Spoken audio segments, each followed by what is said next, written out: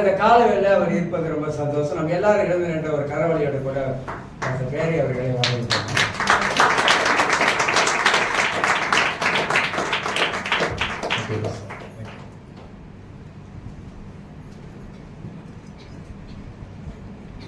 அல்லேலூயா. சபையில் யாரும் அமரும்படியாக நான் கேட்டுக்கொள்கிறேன். சில பேருக்கு என்னுடைய அறிமுகம் இருக்கிறது. நான் அப்பா ஜூம்ல நான் படிச்சு கொடுத்துருக்கேன். எத்தனை ஸ்டூடெண்ட் இருக்கீங்க? இங்க 2-3 ஸ்டூடெண்ட் இருக்கீங்க. ஓகே, கர்த்தருடைய பரிசுத்த நாமத்துக்கு மகிமை உண்டாவதாக. நல்ல அருமையான துதி வேலை, நல்ல அருமையான உங்களுடைய கரோஷம், உங்களுடைய ஒருமன ஆவி எல்லாத்தையும் நான் உணர்ந்தேன். பல தடைகளுக்கு பிற்பாடுதான் நான் இந்த இடத்துக்கு வந்தேன். என்னைக்குமே இல்லாத ஒரு பெரிய புயல் மலை நான் வெளியாவதுக்கு முன்பாக வந்துச்சு. அப்ப எல்லாத்தையும் ஆண்டவர் பார்த்துக் கொள்வார்னு சொல்லிட்டு நாங்க கிளம்பி வந்தோம். ஆமென். அல்லேலூயா. ஏதோ ஒரு வார்த்தையை தேவன் இந்த நாள்ல உங்களுடைய நல்ல நிலத்துல விதையா போட போறாரு. அது 30, 60, 100 கனி கொடுக்க போகுது. எத்தனை பேர் வாஞ்சியோட வந்திருக்கிறீங்க? அல்லேலூயா. நிறைய நம்ம காரியங்கள், பிரசங்கங்கள் நிறைய கேட்டுருக்கலாம். ஆனா அந்த காரியங்கள்ல ஒரு முக்கியமான ஒரு வார்த்தை நமக்குள்ள விதைக்கப்படும். அது நாளுக்கு நாள் நம்மள தேறி கொண்டு வரும். தேறினவனாக தெரியுதுங்களா? கொலோசியர் 1:28 உபதேசமே கிறிஸ்துவுக்குள் எல்லாருமே தேறி வரணும். ஆமே. பிரசங்க ஆரம்பிச்சிடும் போல இருக்கு. கண்களை கூடி நாம் செபிப்போமாக. எங்க நல்ல ஆண்டவரே, அப்பா, இந்த அருமையான காலை வேளையில கூட இந்த ஜனங்களை எனக்கென்று நான் ஏற்படுத்தினேன், இவர்கள் என் துதியை சொல்லி வருவார்கள் என்று சொன்ன அந்த வார்த்தையின் பிரகாரம் ஆண்டவரே, நல்ல ஒரு துதி வேலையின் மத்தியில் நமது பிரசன்னத்தை நாங்கள் உணர்ந்தோம். கர்த்தாவே, இந்த வேலையில கூட நமது வார்த்தையை நாங்கள் கேட்கிற ஒரு நேரமாக இருக்கிறது. உலக சிந்தைகள் எல்லாம் மறக்கடிக்கப்படணும். எவ்வளவுதான் முக்கியமான காரியங்கள் உலகத்துல இருந்தாலும் இது கர்த்தருக்கு கொடுக்க வேண்டிய ஒரு முக்கியமான அவருடைய சத்தத்துக்கு பரிசுத்த ஆவியானவர் திருச்சபைகளுக்கு சொல்லுகிறதை காதுள்ளவன் கேட்க கடவான் என்று திருவசனம் உரைக்கிறது போல, இன்னைக்கு ஆவியானவர் நம்மோடு பேச அவர் சித்தம் கொண்டு இருக்கின்றார். அதனால நம்ம அதை கவனமாய் கேட்டு அதை நம்ம வாழ்க்கையில் அபியாசப்படுத்தி நாம் இன்னும் கர்த்தரோடு நல்ல ஒரு உறவுக்குள்ள வளர்வதற்கு ஆண்டவர் நம்மை தெரிந்து கொண்டார். அல்லேலூயா. நன்றி செலுத்துகிறோம் ராஜா. நல்ல அருமையான காலை வேளையில கூட ஆவியானவர் நீர் எங்களை ஆண்டவரே அரவணைக்கிற தேவனாக இருக்கிறீர், உருவாக்குகிற தேவனாக இருக்கிறீர். ஆண்டவரே, முதலாவது தேவனுடைய ராஜ்யத்தையும் நீதியும் தேடுங்கள், அப்பொழுது இவைகள் எல்லாவற்றிலும் உங்களுக்கு கூட கொடுக்கப்படும் என்ற அந்த திருவசனத்தின் பிரகாரம் எவ்வளவுதான் உலகத்துல முக்கியமான வேலை இருந்தாலும் ஓய்வு நாளை பரிசுத்த நாளாக அனுசரி என்ற அந்த கட்டளையின் பிரகாரம் நாங்கள் ஒன்று கூடியிருக்கிறோம். இது இருக்கிற நேரங்கள் எல்லாம் ஆண்டவரே நீர் பொறுப்படுத்திக் கொள்ளுங்க, அடியனை மறைத்துக் கொள்ளுங்க. கல்விமானின் நாவை எனக்கு கொடுக்கும்படியாக செபிக்கின்றேன்.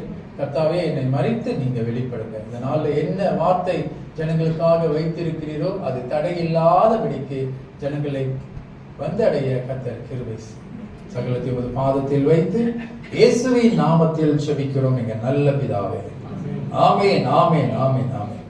எத்தனை பேரு சந்தோஷமா இருக்கிறீங்க? அல்லேலூயா. ஒரு வசனத்தை நாம் திருப்பிக் கொள்வோம். ஏசாயா 58, 13, 14 நான் வாசிக்கிறேன், நீங்க கேளுங்க.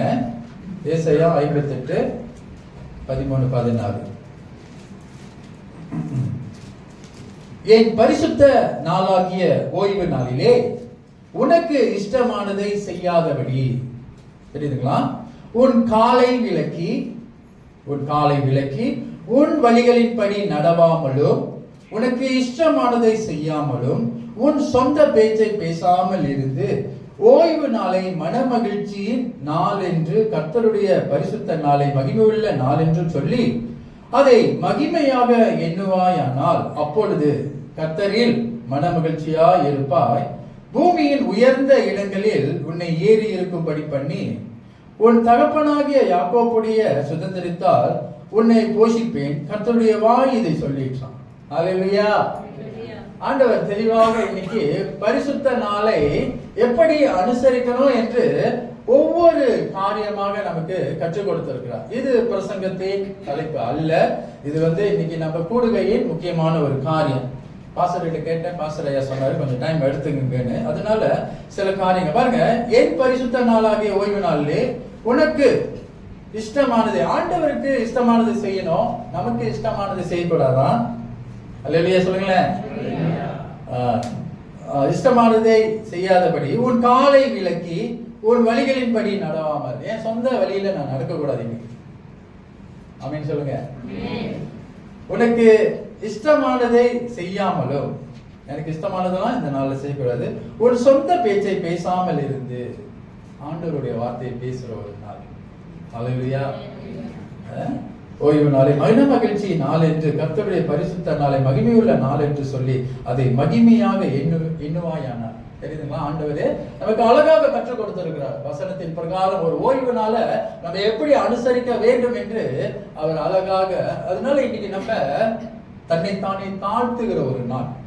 இதனுடைய முழு பொருள் என்னன்னா, தன்னை தாழ்த்துகிறவன் உயர்த்தப்படுவான். கர்த்தருடைய வாய் இதை சொல்லிட்டான். அல்லேலூயா சொல்லுங்களேன். அப்ப இந்த ஓய்வு நாளை பரிசுத்த நாளாக கர்த்தருக்கு நம்ம கொடுக்கும் பொழுது அதை மன மகிழ்ச்சியின் நாளாக ஆண்டவர் உருவாக்குவார். முதல்ல அந்த பிரதர் ஜெபிக்கும் போது 6 நாளைக்கு செய்த நன்மைகளுக்காக இன்று நாங்கள் நன்றி செலுத்த வந்திருக்கிறோம் அப்பா அப்படின்னு சொல்லி ஜெபிச்சாரு. ஆமென். ஆமா, 6 நாளைக்கு 7வது நாள் மறுபடியும் வந்து தேவ சமூகத்துல இந்த வேலையை பெற்றுக்கொண்டு மீதி இருக்கிற 6 நாள் வந்து நம்ம தேவன் நம்மை பாதுகாக்கும்படியாக அந்த வேலையை பெற்றுக்கொள்றோம். ஆமென். அல்லேலூயா. அப்ப இந்த காரியத்துல வந்து இன்னைக்கு கொடுக்கிற இந்த நாளானது ரொம்ப முக்கியமானது. இன்னைக்கு உலக சிந்தைகள் உங்க மத்தியில இருக்கக்கூடாது, உங்க சொந்த பேச்சு இருக்கக்கூடாது, உங்க சொந்த வழியில நடக்கக்கூடாது. இது முக்கியமான, ஏன்னா வசனம் குறிப்பிட்டு இருக்கிறது. சொந்த இஷ்டத்துக்கு யாருமே எடுத்து பேசல, இது வசனத்தின் சொல்லப்பட்ட. அப்பொழுதுதான் நீங்க எடுத்து உயர்த்தப்படுவீங்க. அல்லேலூயா. சந்தோஷமா இருக்கீங்களா? பக்கத்துல பார்த்து சொல்லுங்க, சந்தோஷமா இருக்கிறேன் அப்படின்னு. அல்லேலூயா. கர்த்தர் நல்லவராக இருக்கிறார்.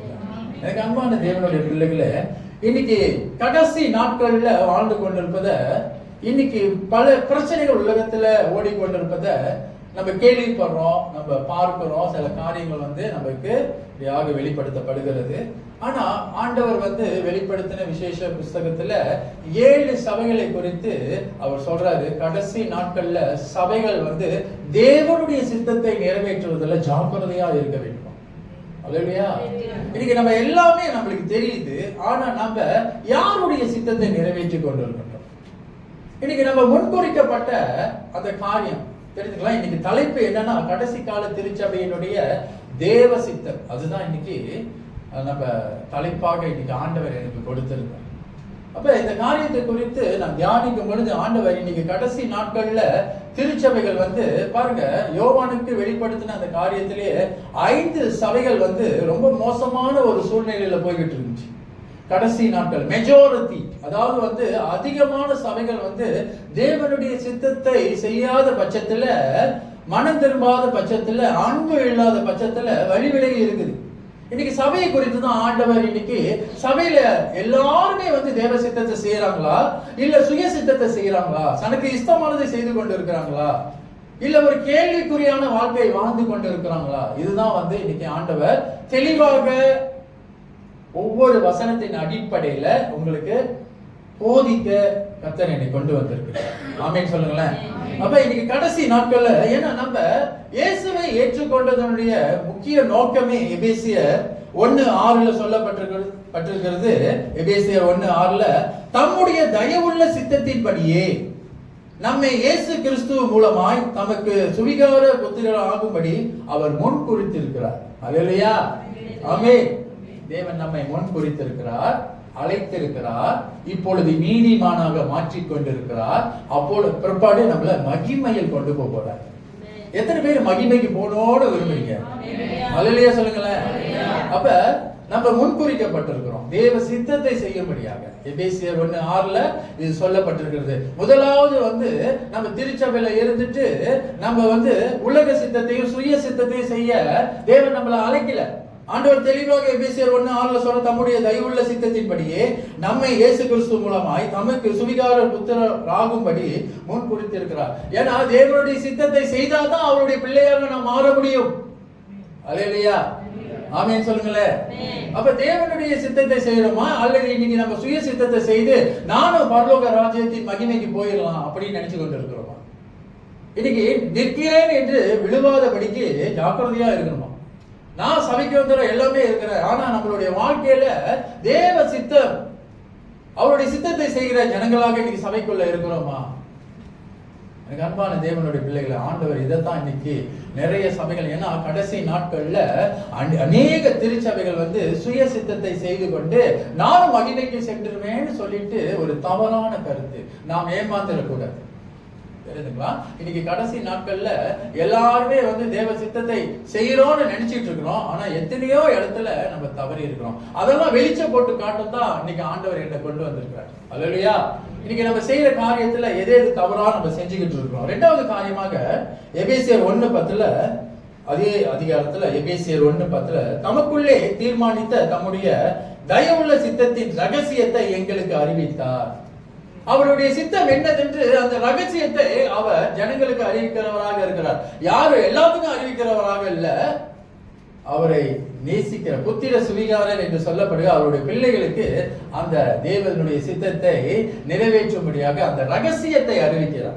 இன்னைக்கு தேவ ரகசியம் எல்லாருக்கும் தெரியுதா? இல்ல. அவரோடு நல்ல ஒரு உறவுல இருக்கிறவர்களுக்கு மட்டும்தான் தேவ சித்தம் என்னதென்று நாம் அறிந்து கொள்வதற்கு கர்த்தர் ஒரு கிருபை கொடுக்கிறார். அல்லேலூயா. ஆமென் சொல்லுங்களேன்.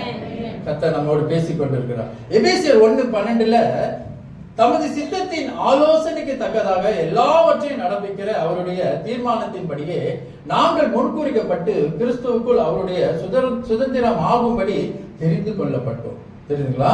தமது சித்தத்தின் ஆலோசனை தக்கதாக எல்லாவற்றையும் நடப்பிக்கிற அவருடைய ஆலோசனை நமக்கு அவருடைய சித்தத்தை நிறைவேற்றும்படியாக நமக்கு நல்ல ஒரு ஆலோசனை கொடுத்து வழி நடத்துறாங்க. ஆமென். அப்ப இன்னைக்கு நாம் தேவன் என்ன விரும்புகிறார், இன்னைக்கு தேவன் என்னிடத்தில் உண்மையாக நான் தேவனுடைய சித்தத்தை சபைக்குள்ள இருந்து நான் செய்து கொண்டிருக்கிறேனா, அல்லது நான் என்னுடைய ஞாயிற்றுக்கிழமை மட்டும் நான் சில காரியங்கள்ல பங்கு கொடுத்துட்டு சில காரியங்கள்ல என்னை இப்படியாக ஊழியத்துல ஒப்பு கொடுத்துட்டு நான் அதை செஞ்சுட்டு நான் வெளியே போயிட்டு என்னுடைய சுய சித்தத்தை நான் நிறைவேற்றினேன்னா தேவன் என்னை மகிமையில் எடுத்துக்கொள்வார் அப்படின்னு ஒரு தவறான எண்ணம் கொண்டவர்களாக இருக்கிறோம். அல்லேலூயா. தேவன் நம்மோடு பேசிக் கொண்டிருக்கிறோம். இது இல்லைங்க கிறிஸ்துவ வாழ்க்கை, இது இல்லை. ஒரு தவறான ஒரு காரியத்தை நாம் இப்படியாக இவ்வளவு நாளா செய்து கொண்டு வருகிறோம். அதனாலதான் யோவானுக்கு ஆண்டவர் வெளிப்படுத்துகிற காரியத்துல நிறைய சபைகள் என்னுடைய சித்தத்தை செய்யல. 7 சபைகள்ல மெஜாரிட்டி என்னுடைய சித்தத்தை செய்யல, எல்லாம் சுய சித்தத்தை செய்து கொண்டிருக்கிறார்கள். ஆமென். அல்லேலூயா. அப்ப நம்ம முன்குறிக்கப்பட்ட இந்த தலைப்பின் எபேசியர் 1:16, 1:6, 1:10, 1:12 எல்லாமே தேவன் நம்மை தெரிந்து கொண்டதனுடைய நோக்கம் என்னன்னா அவருடைய சித்தத்தை செய்யும்படியாக. ஆனா இன்னைக்கு எல்லாமே தவறி வேறொரு சித்தத்தை நம்ம நிறைவேற்றிக்கிட்டு இருக்கிறோம். அந்த காரியத்துல நான் இன்னும் மும்முரமாக உணர்வு இல்லாதவர்களாய்.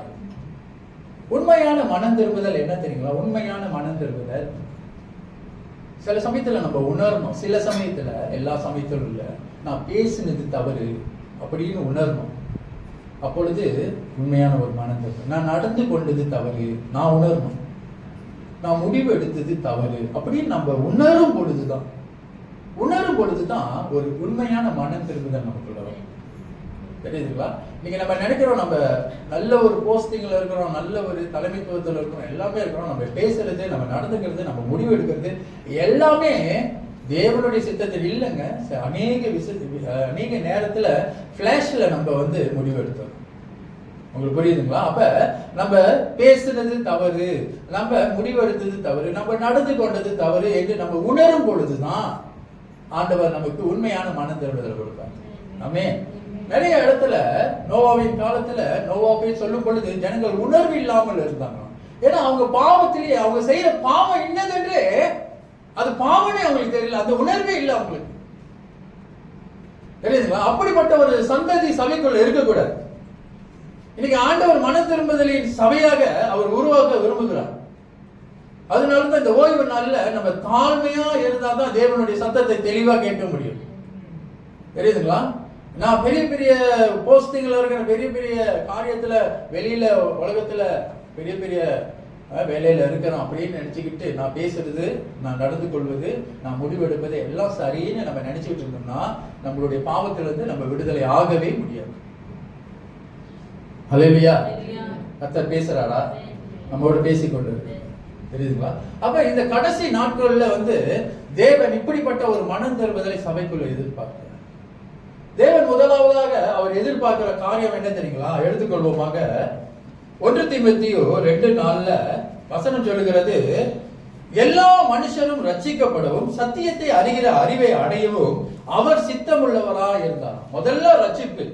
இயேசுவை தெரிஞ்சுக்கொண்டேன், அதோட நான் வீட்டுல போய் இருந்துக்கலாமா? இயேசுவை நான் ஏற்றுக்கொண்டேன், இயேசுதான் எனக்கு சகலமும் அப்படின்னு சொல்லிட்டு அவரை அறிகிற அறிவுல வளராம விட்டுட்டோம்னா நம்ம பின்வாங்கி போயிரும். இல்லையா? அதனாலதான் அந்த REBS மூலியமா அநேகருக்கு தேவனை அறிகிற அறிவுல வளரும்படியாக கர்த்தர் கிருபை செய்கிறார். இல்லையா? கர்த்தர் நல்லவராக இருக்கிறார். ஏன்னா விதவிதமான லெக்சரர்ஸ், நம்ம போதிக்கிற பாடங்கள் வெவ்வேறு, அதிக காரியங்களை தேவன் அவர்களுக்கு கற்றுக்கொள்ளுகிறவர்களுக்கு கற்றுக் கொடுக்க சித்தம் உள்ளவராக இருக்கிறார். ஆமென். இத REBSல ஆரம்ப நாட்கள்ல பாஸ்டர் சொன்ன பிரகாரம் அந்த மர்லிமா உள்ளுக்கு ஒரு பகுதி பாஸ்டர் வந்திருக்கிறாரு. நான் வெறும் சபை போதகராக மட்டும்தான் இருக்கேன். அப்ப ஆண்டவர் என்னை எடுத்து பயன்படுத்தும்படியாக பாஸ்டர் டேனியல் பெருமாள் மூலியமா தான் அந்த மலாக்கா தமிழ் போதகர் ஐக்கியத்துல பாஸ்டர் ஐயாவும் பாஸ்டர் ஜேம்ஸ் மூர்த்தி ஐயாவும் வந்திருந்தாங்க. அப்ப இந்த காரியத்துல எனக்கு ஒரு வாஞ்சை இருந்தது, நானும் கற்றுக் கொடுக்கணும் அப்படின்னு. அப்ப இந்த காரியத்துல ஆண்டவரோட சித்தம் அதை நிறைவேறுது. ஹல்லேலூயா. அப்ப நம்மளுடைய பிரயாசம், இயேசுவை ஏற்றுக்கொண்டேன், அது மட்டும் பத்தாது, ரட்சிப்பை பெற்றுக்கொண்டேன், அவரை அறிகிற அறிவுல நான் வளரணும். அதுதான் தேவனுடைய சித்தமா இருக்கிறது. இன்னைக்கு எல்லாரும் இயேசுவை ஏற்றுக்கொண்டோம், அவரை பத்தி அறிகிற அறிவுல வளர்ந்து கொண்டு இருக்கிறோமா? அதுதான் இன்னைக்கு சபை செய்யணும், கடைசி கால சபை. இல்லைன்னா கள்ள போதகர்கள், கள்ள தீர்க்கதரிசிகள், கள்ள சுவிசேஷகர், கள்ள அப்போஸ்தலர்கள் எல்லாம் நம்மளை ஏமாற்றி பின்வாங்கி போக அநேக யூடியூப்ல நீங்க பார்க்கலாம். தெரியுதுங்களா? இன்னைக்கு யூடியூப்ல நிறைய காரியங்கள், இன்னைக்கு தசம பாவம் கொடுக்க வேணாம், சபைக்கு ஒழுங்கா வரலனாலும் பரவாயில்ல, நீங்க என்ன பாவம் செஞ்சாலும் ஆண்டவர் உன்னை மன்னிச்சிருவாரு அப்படின்னு சொல்லுகிற ஒரு ராங் டீச்சிங்க நம்ம தேவனை அறிகிற அறிவுக்குள்ள வளரணும்னா நம்ம சிக்கி நம்ம மாட்டிக்கொள்ளும். ஆமென். அல்லேலூயா. கர்த்தர் நம்மோடு பேசிக் கொண்டிருக்கிறார். இன்னைக்கு முதல் காரியமாக முதல்ல ரட்சிப்பை பெற்றுக்கொள்ளணும், தேவனுடைய சித்தத்தை செய்கிறவர்கள் செய்கின்ற சபை. இரண்டாவது ஆவிக்குரிய வார்த்தையில வளரணும், தேவனை அறிகிற அறிவுல நாம் வளர்ந்தவர்களாக இருக்க வேண்டும். ஆமென். அந்த வார்த்தை ரொம்ப முக்கியம். அந்த வார்த்தை தான் நம்மள தேவனுடைய ராஜ்யத்துக்கு கொண்டு போகும். ரோமர் 2:2 சத்தியத்தின் பிரகாரம் தான் நியாய தீர்ப்பு வருகிறார். அல்லேலூயா. உங்களுக்கு நான் எழுதி கொடுத்த சட்ட புத்தகம் இருக்குல்ல, இந்த சத்தியத்தின் பிரகாரம் தான் ஒவ்வொருவருக்கும் நியாய தீர்ப்பு இருக்குதுன்னு ரோமர் 2:2 சொல்லப்பட்டது. யாராச்சும் எடுத்து நீங்க வாசிக்க முடியுமா? இப்படிப்பட்டவைகளை செய்கிறவர்களுக்கு தேவனுடைய நியாய தீர்ப்பு சத்தியத்தின்படியே இருக்கிறது என்று அறிந்திருக்கிறோம். ஆமென். அப்ப இன்னைக்கு வேதத்தை வாசிக்காதவர்களுக்கு ஆண்டவர் என்ன பேசுறாரு தெரியாது. தெரியுதுங்களா? என்ன காரியம் வெளிப்படுத்த தெரியாது. அப்ப எல்லா நியாய தீர்ப்பையும் நம்மளுக்கு வேதத்தின் அடிப்படையில தான் 10 கட்டளை கொடுத்திருக்கிறார். அந்த 10 கட்டளை தான் மீனா வச்சு அவர் கேட்பார். தெரியுதுங்களா? 10 கட்டளை. 613 லேவிய கோத்திரத்தின் கட்டளையை மோசேவுக்கு ஆண்டவர் அவர் சொல்ல சொல்ல வாயினால் சொல்லி எழுதினாரு. ஆனா ஆண்டவர் எழுதி கொடுத்தது 10 கட்டளை. ஆமென். அல்லேலூயா. அப்ப இந்த சத்தியத்தின் பிரகாரம் தான் நியாய தீர்ப்பு இருக்கும் பொழுது இந்த தேவனை அறிகிற அறிவுல நான் எப்படி வளர்ந்திருக்கணும், ஆண்டவர் எப்படி என்னோட பேசி இருக்கிறாரு, எப்படி என்னோட எந்தெந்த காரியம் செய்யணும், எந்தெந்த காரியம் செய்யக்கூடாது, நீதிபதிகளை பார்த்தீங்கன்னா எது நான் செய்யணும், எது நான் செய்யக்கூடாது அப்படின்னு சொல்லிட்டு எல்லாமே விளக்கமாக சொல்லப்பட்டிருக்கு. அல்லேலூயா. கர்த்தர் நம்மோடு பேசிக் கொண்டிருக்கின்றார். முதல் காரியமாக முதல்ல ரட்சிப்பை பெற்றுக்கொள்ளணும். இரண்டாவது தேவனை அறிகிற அறிவுல நாம் வளர்ந்திருக்க வேண்டும். இரண்டாவது ஆண்டவருடைய சித்தம் என்னன்னா, நாம் கிறிஸ்தவர்களாக இருக்கக்கூடாதாம். சபைக்குள்ள கிறிஸ்தவராக இருக்கக்கூடாதாம். என்ன பாச சொல்றீங்க? நீங்க என்ன ராங் டீச்சிங்? கிறிஸ்துவுக்குள் இருக்கணுமா? ஹalleluya, ஹalleluya. 2 கொரிந்தியர் 5:17 என்ன சொல்லப்படுகிறது? ஒருவன் கிறிஸ்துவுக்குள் இருந்தால் பழையவைகள் எல்லாம் ஒழிந்து போயின, எல்லாம் புதிதாயின. ஆமென். யார் யாரெல்லாம் உள்ளுக்கு இருக்கீங்க? இல்ல கிறிஸ்தவர்களாக இருக்கிறீங்க? ஆமென். உள்ளுக்கு இருக்கணும்னு சொல்றாரு. சபை ஆண்டவருடைய மகிமைக்கு எடுத்துக்கொள்ளப்படணும்னா எல்லாருமே அவருக்குள் இருக்கணும், தொழுவத்துக்குள்ள இருக்கணும். மேய்ப்பன் ஒருவர் தான். அல்லேலூயா சொல்லுங்களேன். மேய்ப்பன் ஒருவர், எல்லாருமே அந்த தொழுவத்துக்குள் அவருடைய கரத்துக்குள்ள அடங்கி இருக்கணுமா? ஆமென். இப்ப இந்த காரியத்துல எல்லாருமே கிறிஸ்துவுக்குள் இருக்கணும். ஏன்னா அவர் மகிமையில வரும் பொழுது வசனம் சொல்லுகிறது 1 தெசலோனிக்கேயர் 4:14, ஏனெனில் கர்த்தர் தாமே ஆரவாரத்தோடும் பிரதான தூதனோடும் சத்தத்தோடும் தேவ எக்காலத்தோடும் வானத்திலிருந்து இறங்கி வருவார். அப்பொழுது கிறிஸ்துவுக்குள், கிறிஸ்தவன் அல்ல, உள்ளுக்கு இருக்கணும். ஆண்டவர் எனக்குள்ள இருக்கணும். ஆமென். அல்லேலூயா. கிறிஸ்துவுக்குள் உள்ளவங்க தான் முதலாவது என்ன செய்வாங்களாம்? மரித்தவர்கள் முதலாவது எழுந்திருப்பார்கள். பின்பு உயிரோடு இருக்கும் நாமும் கர்த்தரோடு எதிர்கொண்டு போக மேகங்கள் மேல் அவரோடு கூட ஆகாயத்தில் எடுத்துக்கொள்ளப்பட்டு இவ்விதமா எப்பொழுதும் கர்த்தருடனே கூட இருப்போமா? அல்லேலூயா. இன்னைக்கு எத்தனை பேர் கிறிஸ்தவர்களாக இருக்க விரும்புறீங்க? கிறிஸ்துவுக்குள் இருக்க விரும்புறீங்க? உள்ள இருக்கணும், ஆண்டவருக்குள்ள இருக்கணும். அப்பதான் நம்மளுக்கு பாதுகாப்பு. தெரியுதுங்களா? சுங்காய் விடாங்கன்னு ஒரு இடம் இருக்குது, பெரிய ஜெயில். தெரியுதுங்களா? சுங்காய் விடாங்க நாக்கால பெரிய ஜெயில். ஒரு தடவை பிரீசன் மினிஸ்டருக்கு நான் போயிருந்தேன். எல்லா சீஷரும் உள்ளுக்குதான் இருக்கிறாங்க. ஜான், பீட்டர், எல்லா சீஷரும் உள்ளுக்கு இருக்காங்க பாஸ்டர். தெரியுதுங்களா? எல்லாம் திருடி, கொள்ளடிச்சு, கற்பழிச்சு, தெரியுதுங்களா? அவங்களாம் வெறும் பெயருக்கு தான் கிறிஸ்தவர்கள். ஒரு பெயரை கேட்டோமா சுவிசேஷம் சொல்றதுக்கு ஜான், பீட்டர் அப்படின்னு சொல்லிட்டு எல்லா சீஷரோட பேரா சொல்றாங்க. தெரியுதுங்களா? வெளியில இருக்கிறதுலாம் யூதாஸ் போல இருக்கு. தெரியுதுங்களா? அப்ப இந்த காரியத்துல இன்னைக்கு நம்ம பெயர் கிறிஸ்தவர்களாக இருக்கக்கூடாது. நாம் உண்மையான இயேசு கிறிஸ்துவனுடைய அவருக்குள் இருக்கிற உண்மையான ஜனங்களாக நாம் மாற வேண்டும். அதான் தேவன் அவருடைய சித்தமாக எண்ணுகிறார். முதல்ல ரட்சிப்பை பெற்றுக்கொள்ளணும், தேவனை அறிகிற அறிவுல வளர்ந்திருக்கணும். இரண்டாவது அவருக்குள் இருக்கணும், அவருடைய கரத்துக்குள் இருக்கணும், அடங்கி இருக்கணும். அல்லேலூயா.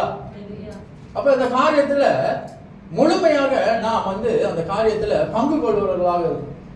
ஆண்டவரே உமது சித்தம் என்ன, உமது சித்தம் என்ன? நான் இந்த காரியத்தை எடுத்துட்டு வர்றதுக்கு முன்பாக 2 நாள் முன்னாடி எனக்கு சரியான காய்ச்சல், இன்னைக்கு சரியான போராட்டத்தின் மத்தியில தான் உங்க மத்தியில நான் வந்திருக்கிறேன் இன்னைக்கு. அல்லேலூயா. ஆனா இங்க நிக்கிறேன், ஒரு ஃபீலிங் இல்ல. அல்லேலூயா. எப்போதும் சபையில பேசுற மாதிரியே பேசுறேன். என் மனைவி கூட ரொம்ப பயந்தாங்க, பயமா இருக்குங்க. நோ, ஆண்டவர் இருக்கிறார். அல்லேலூயா. இம்மட்டுமாய் வழி நடத்தின தேவனே, தெரியுதுங்களா, இனிமேலும் வழி நடத்துவார். அல்லேலூயா. அதே போலதான், தெரியுதுங்களா? அப்ப இந்த காரியத்துல நம்ம அவருக்குள் இருக்கும் பொழுதுதான் அவர் அவருடைய சத்தத்தை நமக்கு வெளிப்படுத்துவார், அவருடைய சித்தத்தை நமக்கு வெளிப்படுத்துவார், அவருடைய காரியமா நம்மை அனுப்புவார். அல்லேலூயா.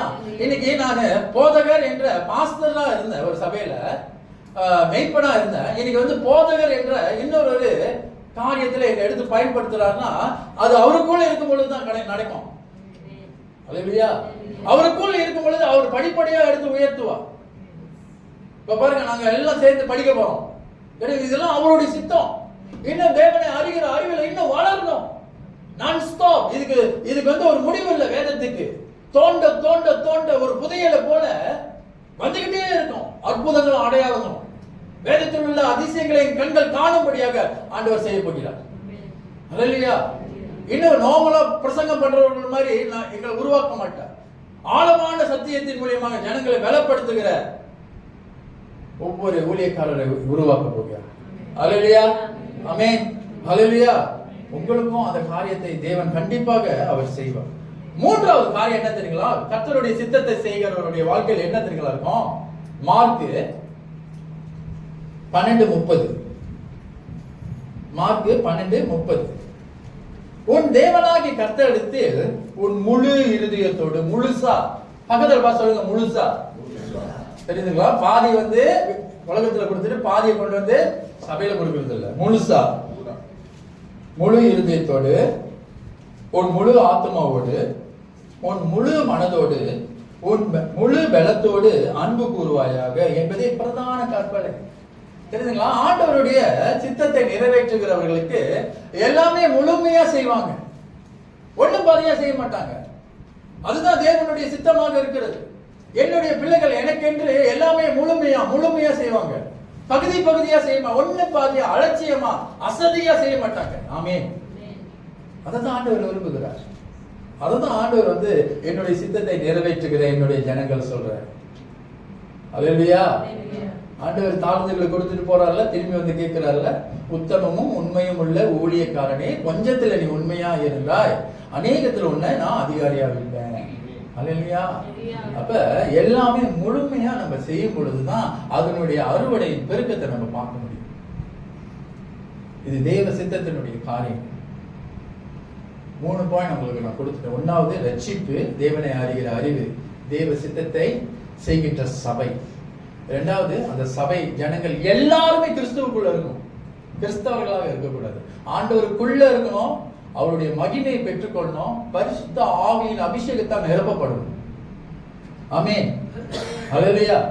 3வது காரியம், தேவ சித்தத்தை நிறைவேற்றுகிறவர்கள் எல்லாமே முழுமையா செய்வாங்க, அறகுறையா செய்ய மாட்டாங்க, பகுதி பகுதியா செய்ய மாட்டாங்க.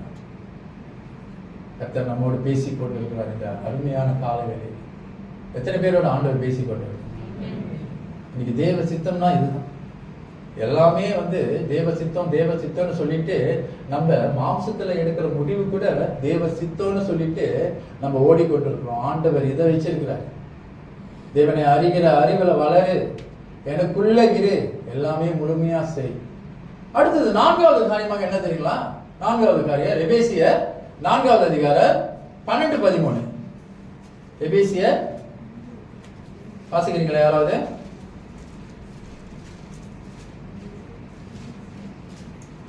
அவரை பற்றும் விசுவாசத்தால் அவருக்குள் நமக்கு தைரியம் திட நம்பிக்கையோடு தேவனிடத்தில் சேரும் சுலாக்கியமும் உண்டாயிருக்கிறது.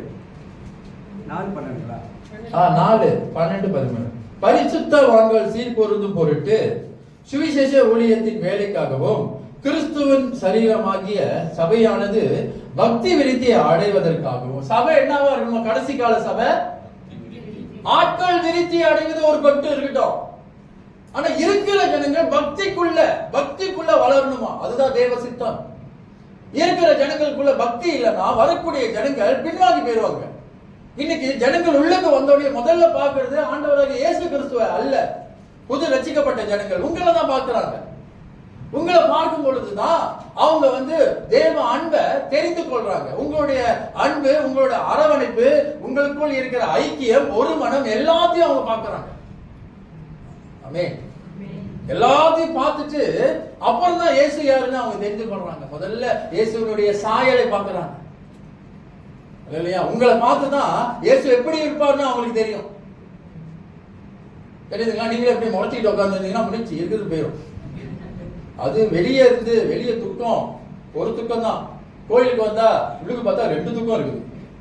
துக்கம் கோயிலுக்கு போனா அங்க 2 துக்கம் ஜிங்குன்னு ஆடிக்கிட்டு இருந்துச்சு. அந்த மாதிரி சபைகள் தான் இப்ப நிறைய இருக்குது பாஸ்டர். வெளியே கஷ்டமா இருக்குதுன்னு சொல்லிட்டு அவங்க சபைக்குள்ள வராங்க. சபையில பார்த்தா ஒரு மனம் இல்ல. இன்னைக்கு தேவ சித்தத்தை செய்கிற சபை இல்ல. இன்னைக்கு தேவனுடைய அன்பு இல்ல, தேவனுடைய ஐக்கியம் இல்ல, தேவனுடைய அரவணைப்பு இல்ல. ஒரு விசுவாசி 3 மாசம் சென்றுதான் அவங்களோட பேர் என்னன்னு பழைய விசுவாசி தெரிஞ்சுக்கிறாங்க. யாராச்சும் ஒரு ஆள் ஒரு புது ஆத்மாவை கொண்டு வந்துட்டா பாக்குறேன், எவ்வளவு நாளைக்கு நிக்குது பாப்பா, நீயா கொண்டு வந்த அப்படின்னு சவால் கொடுக்கிற ஒரு காரியத்தை நம்ம பார்க்கின்றோம். ஆனா ஆத்மா அறுவடைக்கு ஒரு டீம் போகுது.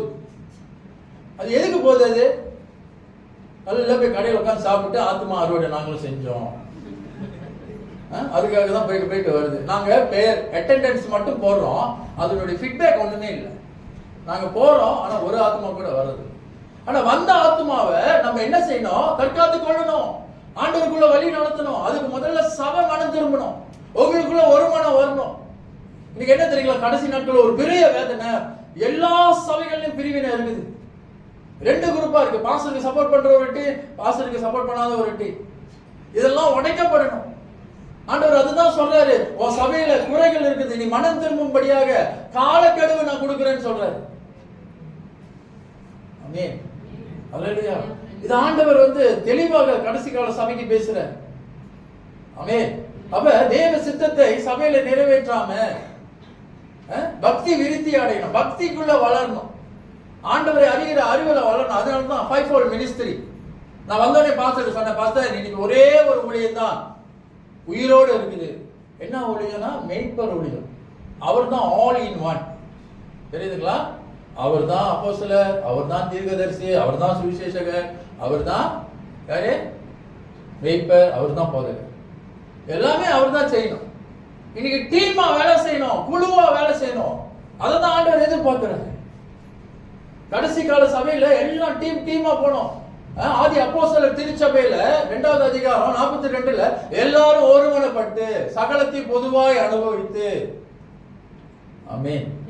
அல்லேலூயா. கர்த்தர் நம்மோடு பேசிக் கொண்டிருக்கிறார். பல குறைகள், பல காரியங்கள் நம்மளுக்கு குறைபாடாக இருக்கலாம். ஆனா அதை மாற்றிக்கொள்வதற்கு தான் ஆண்டவர் பேசுறார். ஏன்னா நம்ம போயிருவோம்னு சொல்லிட்டு ஏமாந்துடக்கூடாது, பூமியிலே தங்கிடக்கூடாது, வேறொரு இடத்துக்கு நம்ம போயிடக்கூடாது. ஆண்டவர் அதை தான் நம்ம மத்தியில தெளிவா அந்த வேலையில பேசிக்கொண்டு தெரியுதுங்களா? அப்ப அதனால நம்ம உலகத்தின் காரியத்திலேயே முக்கியத்துவம் கொடுத்துட்டு அப்புறம் சுய சித்தம் அப்படின்னு சொல்லிட்டு ஒரு 3 காரியத்தை உங்க மத்தியில நான் பேசுறேன்.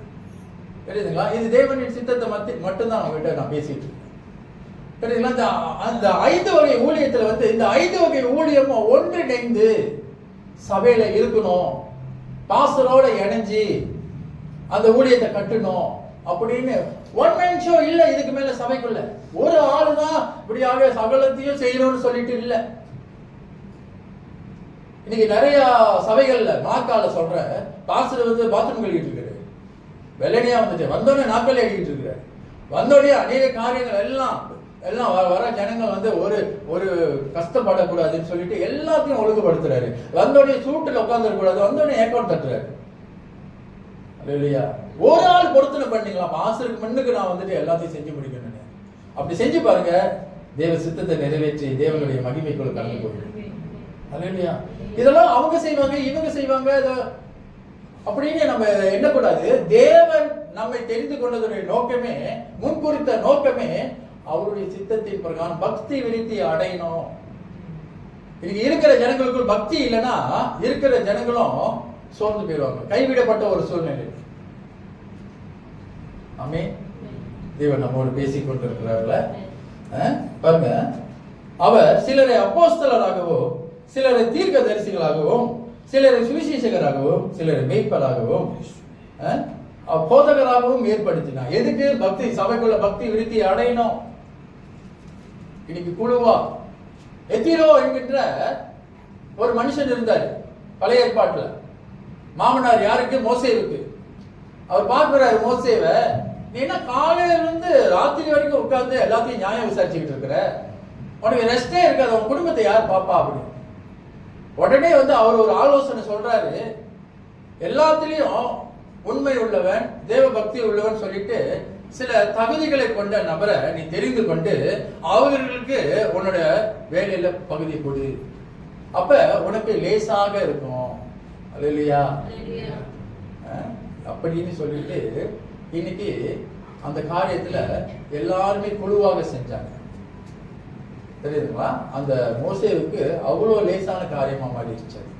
இல்லைன்னா காலையில உட்கார்ந்தோம்னா சாயந்தரம் வரைக்கும். தெரியுதுங்களா? இன்னைக்கு நிறைய ஊழியங்கள் இருக்கு. நாங்க படிச்சு கொடுக்க போனோம், பைபிள் ஸ்கூல் நடத்தணும், பைபிள் ஸ்டடி நடத்தணும், பிரசங்கம் எடுக்கணும், நிறைய காரியங்கள் இருக்கு. தெரியுதுங்களா? அப்ப இந்த காரியத்துல எல்லாருமே நம்ம ஒரு தலைமைத்துவத்துக்கு நீங்க வந்தீங்கன்னா பாஸ்டர் கொஞ்சம் ஈஸியா இருக்கும். ஹல்லேலூயா. அவரு போன் அடிச்சு இந்த காரியம் எல்லாம் என்கிட்ட சொல்லி இதெல்லாம் பேசணும்னு சொல்லி நான் பேசல, தவறா புரிஞ்சுக்காதீங்க. இதெல்லாம் ஆவியானவர் உணர்த்துறாரு. ஆமீன் சொல்லுங்களேன். ஹல்லேலூயா சொல்லுங்களேன். எரேமியா 3:11 உங்களுக்கு என் இருதயத்துக்கு ஏற்ற மேய்ப்பர்களை கொடுக்கிறேன், அவர்கள் அறிவோடும் புத்தியோடும் உங்களை மேய்ப்பார்கள். ஆமென். எடுத்து வாசிப்போமா? எரேமியா 3:15. உங்களுக்கு உங்களுக்கு என் இருதயத்துக்கு ஏற்ற மேய்ப்பர்களை, அவருடைய இருதயத்துக்கு. நீங்க நினைக்கிறீங்க நான் பாசுற தேர்தல் மூலியமா நான் வந்து தெரிஞ்சு கொண்டேன். இல்லங்க, இந்த அழைப்பு பரத்திலிருந்து வருது. போதகருடைய அழைப்பு பரத்திலிருந்து வருகிறதாம். இருதயத்துக்கு ஏற்ற மேய்ப்பர்களை கொடுக்கிறேன். அவர்கள் உங்களை அறிவோடும் புத்தியோடும் மேய்ப்பார்கள். அறிவோடும் புத்தியோடும் என்ன செய்வாங்க? மேய்ப்பார்கள். ஆமென். தெரியுதுங்களா? அவர்கள் உங்களை துக்கத்தோடு வழி நடத்த கூடாது வசனம் சொல்லுகிறது. ஆமென். உங்களுக்காக எபிரேயர் 13:17 உங்களுக்காக உத்தரவாதம் செய்கிற இவர்கள் உங்களை துக்கத்தோடு வழி நடத்தக்கூடாது. பாஸ்டர் ஒன்று சொல்லுவார், ஆலோசனை, அறிவு, புத்தி. ஆனா நீங்க வேறொன்னு நீங்க செஞ்சுக்கிட்டு இருப்பீங்க. தெரியுதுங்களா? அந்த மாதிரி இருக்கவே கூடாது. அறிவோடும் புத்தியோடும் அவர் உங்களை வழி நடத்தும்படியாக ஆண்டவரால் தெரிந்து கொள்ளப்பட்ட தேவ மனுஷன். அல்லேலூயா, அல்லேலூயா சொல்லுங்களேன். ஆமென்.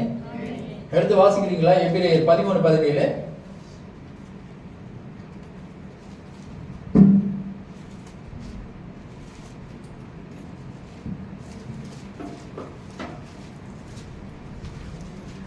எபிரேயர் 13:17.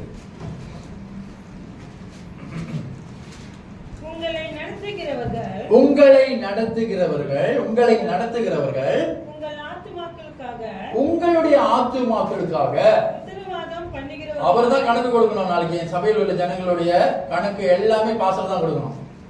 ஆமென். உத்தரவாதம் பண்ணுகிறவர்கள் விழித்திருக்கிறவர்களானபடியால் உங்களுடைய எல்லா பிரச்சனைக்கும் அவர் தான் விழித்திருந்து ஜெபிக்கிறார். அவர்கள் துக்கத்தோடு விழித்திருந்து மட்டும் இல்லைங்க, விழித்திருந்து மட்டும் இல்ல, உபவாசம் பண்ணி ஜெபிக்கிறாரு. ஆனா அந்த நபர் வந்து வெளியில வந்து வந்தாண்மை சாப்பிட்டு இருப்பாரு. இவர் உபவாசம் பண்ணி ஜெபிச்சுட்டு இருப்பாரு. ஆனா எந்த நபருக்கு ஜெபிக்கிறாரோ அவர் வெளிய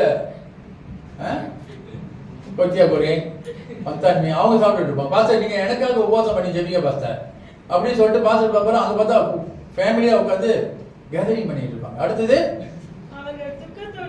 அவர்கள் உங்களை துக்கத்தோடு அல்ல. பாஸ்டர் உங்களை நினைச்சு கவலைப்படக்கூடாது. ஆமென். நான் ஒரு போதகர் தான், எனக்கு தெரியும் சபையுடைய ஜனங்களுடைய எண்ணங்கள் நோக்கங்கள் எல்லாம். அவர்கள் உங்களை துக்கத்தோடு அல்ல, வாசிங்க, சந்தோஷமா. ஹல்லேலூயா சொல்லுங்களேன். கரங்களை தட்டி தேவனுடைய நாமத்தை சந்தோஷமா உங்களை வழி நடத்தணும். அதுலதான் பலன் இருக்கிறது. பாஸ்டர் வந்து சில சமயத்துல கடிந்து கொண்டு உபதேசம் பண்ணுவது வந்து அது தேவ சித்தம். அவங்க சொந்தமா செய்யல. ஏன்னா அவங்க உங்களை சந்தோஷமா வழி நடத்தணுமா. ஆமென். அல்லேலூயா. எத்தனை பேர் கூட ஆண்டவர் பேசிக் கொண்டு இருக்கிறார்? நிறைய பேர் பேசிட்டு இருக்கிறார். 2 தீமோத்தேயு 4வது அதிகாரம் 3:4 இன்னைக்கு கடைசி நாட்கள்ல சொந்த இச்சைக்கேற்ற போதகர்களை திரளாய் சேர்த்துக் கொள்றாங்க. அதாவது வந்து என் விருப்பத்தை நிறைவேற்றணும் ஊழியக்காரங்க, எனக்கு இஷ்டமானது அவங்க செய்யணும் அப்படின்னு சொல்லிட்டு இன்னைக்கு நிறைய அப்படி எழுப்பிட்டாங்க. அப்ப சரித்தனம் உள்ளவர்களாகி, வாசிக்கிறீங்களா? ஏனென்றால் அவர்கள் ஆரோக்கியமான உபதேசத்தை பொறுக்க மனதில்லாமல் செவிட்டில் உள்ளவர்களாகி, காது கேட்காதவர்கள் போல தங்கள் சுய இச்சைகளுக்கு ஏற்ற போதகர்களை தங்களுக்கு திரளாக சேர்த்துக் கொண்டு, சொந்த இச்சைக்கேற்ற போதகர்கள் வெளியே இந்த இடத்துல நிறைய பேர் இருக்கலாம். தெரியுதுங்களா? நாங்க எங்களுடைய சட்ட புத்தகத்திற்கு கீழ்ப்படிச்சு தான் நாங்க முடிவு எடுக்க முடியும். இந்த பைபிளுக்கு இதற்கு மீறின காரியங்கள் எங்க வாழ்க்கையில நடக்கிறது. தெரியுதுங்களா? ஒரு சம்பவம், ஒரு காரியத்தை உங்களுக்கு சாட்சியாக சொல்ல விரும்புகிறேன். ஒரு புறஜாதியில இருந்து ஒரு பையனை ஒரு கிறிஸ்தவ பொண்ணு திருமணம் ஆகணும்னு சொல்லிட்டு பாஸ்டர்கிட்ட கொண்டு வந்துச்சு. அது ஒரு ஃபைட் கொடுக்குது. எப்படின்னா 2 மாசத்துல இந்த பையனை நான் இயேசுக்குள்ள கொண்டு வந்துடுவேன், ஆனா நீங்க திருமணம் செஞ்சு வைக்கணும். பாஸ்டர் சொன்னாரு, முடியாதுமா, இந்த பையன் முதல்ல இயேசுவை ஏற்றுக்கொள்ளணும். மினிமம் ஒரு 6 மாசத்துல இருந்து 1 வருஷம் இல்ல 2 வருஷம் கூட சபையில இருந்து இயேசுவை அறிஞ்சுக்கிட்டோம், பிற்பாடு அந்த திருமணம் நடக்கட்டும் அப்படின்னு சொல்லிட்டு. தெரியுதுங்களா? என்ன நடந்துச்சுன்னா அந்த குடும்பமே சபையை விட்டு போயிடுச்சு. பாஸ்டர் வந்து எங்களுடைய குடும்பத்துல நல்ல காரியத்தை செஞ்சு வைக்க மாட்டேங்கிறாரு. நாங்க இந்த சட்ட புஸ்தகத்துக்கு மீறின காரியத்தை செய்ய முடியாது, நாங்கள் கணக்கு கொடுக்க வேண்டிய ஒரு இடத்துல இருக்கோம். பிற்பாடு என்ன நடந்துச்சுன்னா அந்த பாஸ்டர் அந்த வழியா போயிருக்கிறாரு. அந்த இடத்துல ஒரு திருவிழா நடந்திருக்குது. 2 மாசத்துல அவனை கிறிஸ்துக்குள்ள கொண்டுட்டு வந்துருவேன்னு சொன்ன அந்த பிள்ளை தலையில பால் குடம் வச்சுட்டு எடுத்துட்டு போகுது, கிறிஸ்தவ பிள்ளை. இன்னைக்கு அந்த காரியம் மட்டும் எங்கள்ல யாராச்சும் ஒரு ஆள் செஞ்சிருந்தோமா, அது எவ்வளவு ஒரு பெரிய பாவத்துக்குள்ள. அன்பான தேவனுடைய பிள்ளைகளை, கர்த்தர் நம்மோடு பேசி கொண்டிருக்கிறார், நம்மோடு அநேக காரியங்களை வெளிப்படுத்தி கொண்டிருக்கிறார். இன்னைக்கு நம்ம இந்த 5 வகை ஊழியங்கள்ல நம்ம சிறப்பாக தேவனுடைய சித்தத்தின் பிரகாரம் செயல்படும் பொழுது ஆண்டவர் பெரிய ஒரு காரியத்தை நமக்கு வெளிப்படுத்துவார். ஆமென். இன்னைக்கு எல்லாருமே தேவ சித்தத்தை செய்யறோம்னு சொல்லிட்டு சுய சித்தத்தை செஞ்சுக்கிட்டு இருக்கிறோம். எப்படி தெரியுங்களா? 2 எஜமானனுக்கு வேலை செஞ்சுக்கிட்டு இருக்கிறோம். தெரியுதுங்களா? உலகத்திலையும் நம்மளை ஒப்பு கொடுத்துக்கிட்டு இருக்கிறோம், ஆண்டவர் சமூகத்திலையும் ஒப்பு கொடுத்துட்டு இருக்கிறோம். அது நிரந்தரம் இல்லாத ஒரு வாழ்க்கை. தெரியுதுங்களா? ஆண்டவருக்குள்ள நிரந்தரம் இல்லாத ஒரு வாழ்க்கை. 2 எஜமானனுக்கு நம்ம என்ன செய்யக்கூடாதான்? ஊழியம் செய்யக்கூடாது. ஊழியக்காரனும் லூக்கா 16:13 எந்த ஊழியக்காரனும் 2 எஜமானனுக்கு ஊழியம் செய்யக்கூடாது. ஒருவனை பகைத்து மற்றவனை சிநேகிப்பான், அல்லது ஒருவனை பற்றி கொண்டு மற்றவனை அசட்டை பண்ணுவான். தேவனுக்கும் உலக பொருளுக்கும் ஊழியம் செய்ய உங்களாலே கூடாது என்றார். இன்னைக்கு தேவ சித்தம் செய்யறேன்னு சொல்லிட்டு உலகத்திலையும் நம்ம போயிட்டு உலக காரியத்துல உலக இச்சையில நம்ம வேலை செஞ்சுக்கிட்டு இருக்கிறோம். தேவனுடைய காரியத்திலையும் ஆத்துல ஒரு கால் சேத்துல ஒரு கால் வைத்து கொண்டு தேவனுடைய மகிமைக்கு நாங்க போவோம் அப்படின்னு சொல்லிட்டு ஒரு தவறான சிந்தனை நமக்குள்ள வருகிறது. தெரியுதுங்களா? இந்த சுய சித்தத்தை நிறைவேற்றுகிறவர்கள் எப்படி இருப்பாங்கன்னா, தனக்கானவை, தனக்கு என்ன லாபம். பிலிப்பியர் 2 சொல்லப்பட்டிருக்கிறது, பிலிப்பியர் 2:4 அவன் தனக்கானவைகளே அல்ல பிறருக்கானவைகளை நோக்குவானாக. இன்னைக்கு செல்ஃபிஷ் ஆயிடுச்சு. எல்லாம் முதல்ல எனக்கு என்ன லாபம் கிடைக்கும், எனக்கு லாபம் இருந்தா தான், அதுக்கு மிஞ்சினதுதான் தானமும் தர்மமும். தனக்கானவைகளே சுய சித்தம் செய்கிறவர்கள். ஆனா இதுல தேவனுடைய சித்தம் இருக்கிறது அப்படின்னு சொல்லிட்டு தவறான ஒரு போதனைக்குள்ள அவங்க போறாங்க. எல்லாமே அவங்களுக்கு தான் வேணும், அவங்களுக்கு தான் எல்லாமே அவங்களுக்கு தான் முதலிடம். பவுல் சொல்றாரு, சகலத்தையும் நஷ்டம் என்று கருதுகிறேன். அவர் நல்ல ஒரு படிப்பு, நல்ல ஒரு அவர் அந்த கூடாரம் செய்கிற தொழில நல்ல ஒரு சிறந்தவர். எல்லாத்தையுமே அவர் நஷ்டம் என்று கருதுகிறார். அவருடைய நட்பு, அவருடைய வேலை செய்த அந்த ரோம ராஜ்யத்தினுடைய பணி எல்லாத்தையும் விட்டு எல்லாத்தையுமே ஆண்டவருக்கு நஷ்டம் என்று கருதுகிறேன். அதுதாங்க உண்மையான தேவ சித்தத்தை நிறைவேற்றுகிறவர். அல்லேலூயா. இன்னைக்கு எல்லாமே நம்ம என்ன செய்யறோம், தனக்கானவைகளை முதல்ல தேடிக்கிறோம். நேரம் இருந்தா ஆண்டவர் போய் பார்ப்போம். அல்லேலூயா. இன்னைக்கு சுய சித்தத்தை தேவ சித்தம் என்று அறிந்து கொண்டு இன்னும் ஒரு மந்தாரம் நிறைந்த ஒரு சபையாகத்தான் இன்னைக்கு அநேக சபைகள் இருந்து கொண்டிருக்கிறது.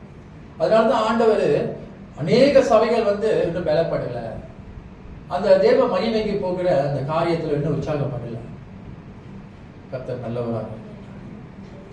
நல்லவராக இருக்கிறார். 3வது காரியமாக சுய சித்தத்துல 1 தீமோத்தேயு 6:6 போதும் என்ற மனதுடனே கூடிய தேவ பக்தியை மிகுந்த ஆதாயம்.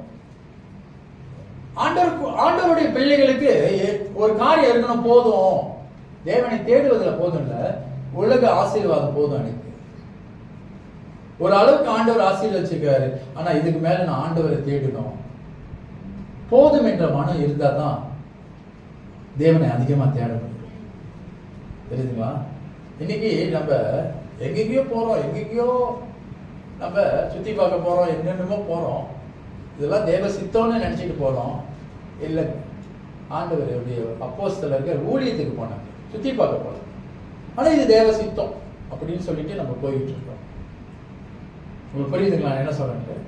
போதும், எனக்கு போதும், இந்த வருமானம் போதும், இந்த வருமானத்தை வச்சு ஆண்டவர் என்ன ஆசீர்வதிப்பாரு. ஆனா இதுக்கு மேல அதிகமா தேவனுடைய மகிமைக்கு நான் கடந்து போகணும். அப்படிப்பட்ட ஒரு சிந்தனை எண்ணங்கள் நமக்குள்ள வரணும். ஆமென். ஹல்லேலூயா. புறஜாதிகள் என்ன சித்தம் செய்யறாங்க தெரியுங்களா?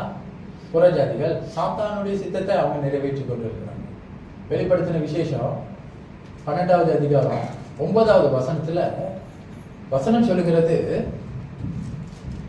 9வது வசனம், உலக மனத்தையும் மோசம் போக்குகிற பிசாசு என்னும் சாத்தான் என்று சொல்லப்பட்ட பழைய பாம்பாகிய பெரிய வலு சர்ப்பம் தள்ளப்பட்டது. அது பூமியிலே தள்ளப்பட்டது. அவனோடு கூட அதை சேர்ந்த தூதரும் தள்ளப்பட்டார்கள். கருப்பு தூதர்கள் கீழே தள்ளப்பட்டார்கள். இன்னைக்கு அந்த தூதர்கள் தான் வந்து சாத்தானுடைய திட்டத்தை நிறைவேற்றி கொண்டு சபைக்குள்ளே நுழையும். சபை ஜனங்களுடைய இருதயத்துல நுழைஞ்சு கொண்டு இருக்கான். நீ இதெல்லாம் செய், இதெல்லாம் வந்து தேவ சித்தம் தான், ஆனா அது அவனுடைய சித்தம். ஏவாள் கிட்ட சர்ப்பம் கேட்கும் பொழுது ஆண்டவர் இப்படி சொன்னது உண்டோ அப்படி கேட்கும் பொழுது ஆமா, அவ்வளவும் உண்மை அல்ல, பொய் என்று சொல்லு. ஆண்டவர் சொன்னதே பொய்ன்னு சொல்லுகிற ஒருவன் இருக்கிறான்னா அவன் சாத்தான்.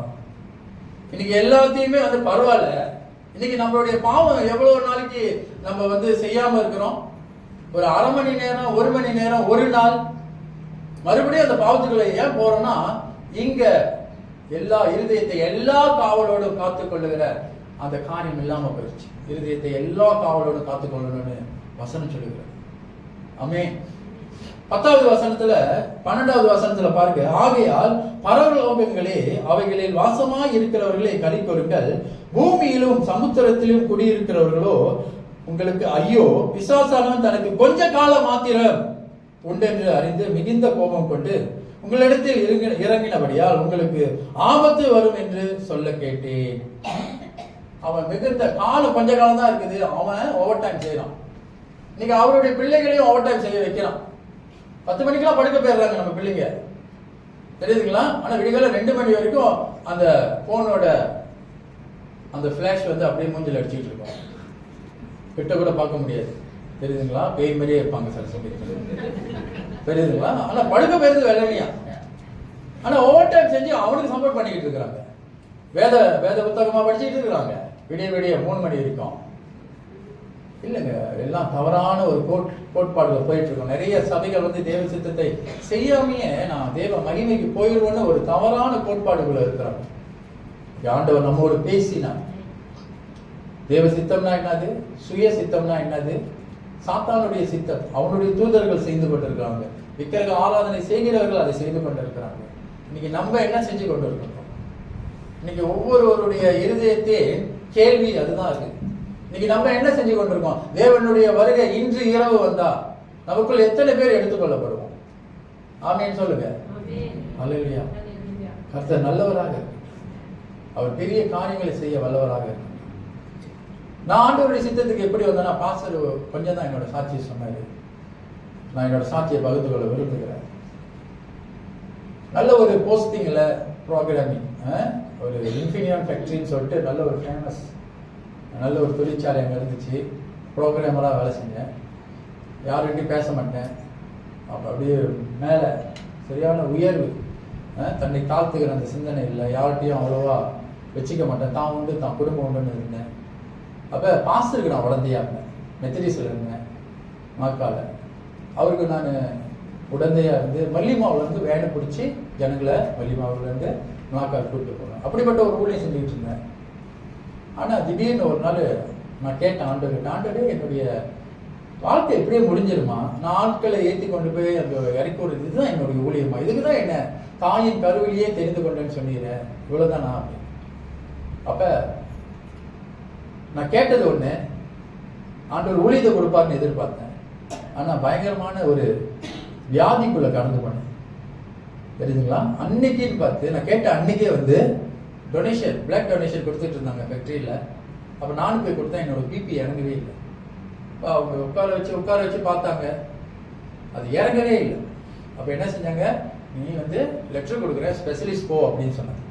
ஸ்பெஷலிஸ்ட் போன வகையோட அங்கே என்ன நடந்துச்சுன்னா, போனோடனே அவர் சொல்லிட்டாரு, ரத்தம் எடுத்து பார்த்துட்டு உன்னை 2 கிட்னியும் ஃபெயிலியர் ஆச்சு. 2 கிட்னியும் ஃபெயிலியர் ஆச்சு, தெரியுதுங்களா? என்ன ஆண்டவரே, நான் கேட்டது ஒன்று, நீங்கள் எனக்கு கொடுத்தது ஒன்றா இருக்குது அப்படின்னு சொல்லிட்டு நான் மறந்துட்டேன். நான் வந்து ஆண்டவரை தேடுவதை மறந்துட்டேன், பலவீனமாயிட்டேன், தெரியுதுங்களா? அப்போ என்ன நினச்சேன்னா, எங்கள் போதகர் வந்து தலைமை போதகர் வந்து பைபிள் ஸ்கூலில் என்னை போட்டார், நீங்கள் போய் படிக்க. அப்போ படிக்கும் பொழுது தான் தேவனை அறிகிற அறிவில் தான் நான் ஒரே ஒரு காரியம் கேட்டேன், ஆண்டவரே இப்போ வந்து இந்த காரியம் நான் டிப்ளமா எடுத்துட்டு நான் எப்படி சுவிசேஷம் செல்ல போகிறது? நானே சீக்காளியாக இருக்கிறேன்னு எப்படி ஏற்றுக்கொள்வாங்க ஜனங்க அப்படின்னு சொல்லிட்டு ஒரு கேள்வி கேட்டேன்.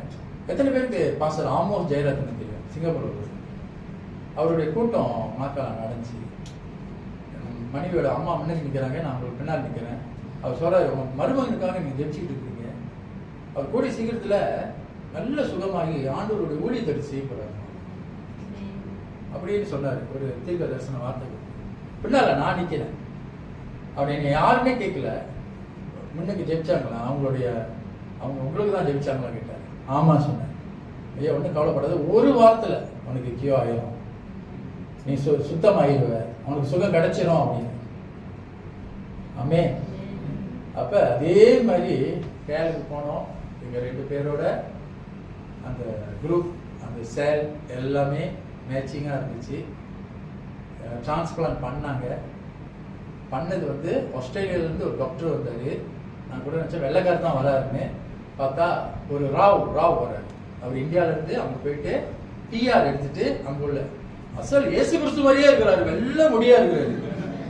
அவரே வந்து முதுகுல கட்டிட்டு நாளைக்கு குணமாயிடுவையா நீ அப்படின்னு. இதெல்லாம் தேவ சித்தம் தெரியுங்களா? இதெல்லாம் தேவ, நான் கேட்டது ஒண்ணு, அதை நிறைவேற்றாரு. எப்படி பார்த்தீங்களா? குடமிடப்பட்டு சுத்திகரிக்கப்பட்டு தேவ அறிவுல வளர்ந்து எல்லாத்தையும் படிப்படியா செஞ்சு இன்னைக்கு நான் வந்து உங்க பிள்ளைக்கு நிக்கிறேன். ஏன் உங்களால முடியாது? உங்களால முடியும். நீங்க கேட்கல, நீங்க கேட்டு பாருங்க, ஆண்டவர் கண்டிப்பா செய்வார். இந்த காரியத்துல வந்து நம்ம எந்த அளவுக்கு அவர் மேல வாஞ்சியா இருக்கிறோமோ அந்த அளவுக்கு உங்களை எடுத்து பயன்படுத்துவோம். ஆமென். கர்த்தர் நல்லவராக இருக்கிறார். அப்ப கொஞ்ச நாள் வந்து டிரான்ஸ்பிளான்ட் பண்ணி கொஞ்ச நாள் இருந்தேன். திடீர்னு ஒரு பாஸ்டர் என்னை படிக்க வச்சார்ல, அவர் வந்து என்னை ஒர்டைன் பண்ணாரு. இதுக்கு மேல இந்த சபையை நீங்க பாத்துக்கீங்க அப்படின்னு பாஸ்டர் ஆகுங்க. அதுக்கப்புறம் வந்து தேவனுடைய ஊழியத்தை தொடர்ச்சியா செஞ்சு வேலை எல்லாத்தையும் விட்டுட்டேங்க. எனக்கு வேலை வேணாம், நல்ல சம்பளம் இருக்கிற ஜீவன் முழுவதும் 15 வருஷம் ஆச்சு டிரான்ஸ்பிளான்ட் பண்ணி உயிரோட இருக்கிறேன். 15 வருஷம் ஆச்சு டிரான்ஸ்பிளான்ட் பண்ணி. இன்னைக்கு வரைக்கும் ஆண்டவர் எடுத்து பயன்படுத்திட்டு இருக்காரு. பைபிள் ஸ்கூல்லையும் சர்ச்லையும் இந்த மாதிரி இடத்துலையும். இப்ப என்னுடைய சாட்சி உங்களை பலப்படுத்த நான் நம்புறேன். சின்ன காய்ச்சல், தலைவலி, வயிற்று வலி அதெல்லாம் சொல்லிட்டு தேவனுடைய ஊழியத்தை செய்யாம இருந்தாங்க. நான் டயாலிசிஸ் பண்ணிட்டு தேவனுடைய ஊழியத்தை செய்வேன். எத்தனை பேர் டயாலிசிஸ் பத்தி தெரியும்? தெரியுதுங்களா? 3 வருஷம் செஞ்சாங்க ஒப்பு கொடுத்த மிஷினுக்கு. அப்புறம் தான் ஆண்டவர் வந்து நல்ல ஒரு சுகத்தை கொடுத்து இன்னைக்கு தேவனுக்கு முன்பாக நிற்கும்படியாக கிருபை செய்யறார். நம்மளே வராது துக்குவேன். தெரியுதுங்களா? எல்லாத்திலையும் பக்குவப்படுத்தினார், எல்லாத்திலையும் தேறினவனாக மாத்தினாரு. ஒரு சூளைக்குள்ள போயிட்டு புடவிடப்பட்டு எல்லாத்தையும் சுத்திகரிச்சுட்டு ஊழியத்துக்கு வான்னு கூப்பிடுறாரு. அல்லேலூயா. நான் நடமாடு சாட்சி, நானே என் மனைவியும். தெரிஞ்சுக்கலாம். அவங்களோட விலகனோட சாட்சியோ புக்கில் படிச்ச சாட்சியோ இல்லைங்க, என் வாழ்க்கையில நடந்த சாட்சி. என் கூட டிரான்ஸ்பிளான்ட் பண்ணவங்கள அநேகர் இறந்துட்டாங்க தெரியுங்களா? அநேகர் வந்து மறிச்சிட்டாங்க. ஆண்டவர் என்ன ஏன் ஜீவனை கொடுத்து வச்சிருக்கிறாருன்னா அவர் காரியமாய் ஓட வைக்கிறதுக்காக. அல்லேலூயா. என்ன ஓடுவேன் நீ? எந்த அளவுக்கு எனக்கு இந்த காய்ச்சல், இந்த தலைவலி இதெல்லாம் சாதாரண காரியம் அவரோட மகிமையின் சுகத்துக்கு. அல்லேலூயா. கர்த்தர் நல்லவராக இருக்கு. அவங்களை யாவரையும் அவர் எடுத்து பயன்படுத்த நான் விசுவாசிக்கிறேன். இன்னைக்கு தேவனுடைய சித்தத்தை நிறைவேற்றுவதில் கவனமா இருக்கும். அப்பதான் தேவனுடைய மகிமைக்கு நம்ம கடந்து போவோம். ஆமென். எல்லாரும் எழுந்து நிற்போமா?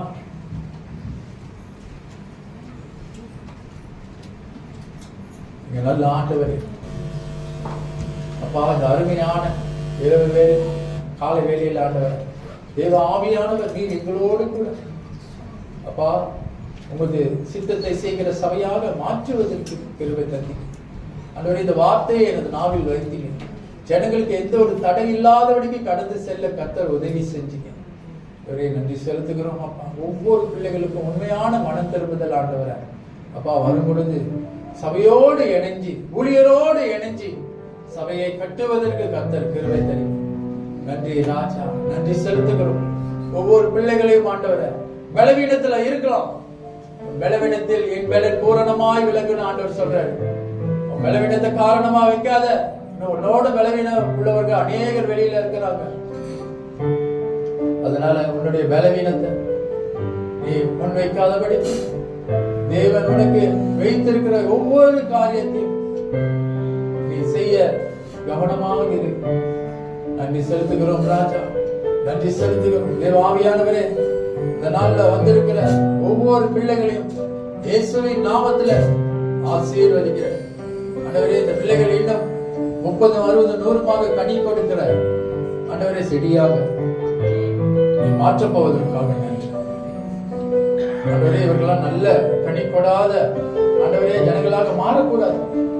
எல்லாரையும் எடுத்து பயன்படுத்துங்க. இந்த சபை உயிருள்ள சபையாக, தேவன் விரும்புகிற சபையாக, ஆண்டவரே அவருடைய சித்தம் நிறைவேற்றுகிற சபையாக மாற்ற இந்த வேலையில ஒப்பு கொடுக்கிறோம். சகலத்தையும் பொருட்படுத்திக் கொள்ளுங்க. நீங்க வழி நடத்துங்க.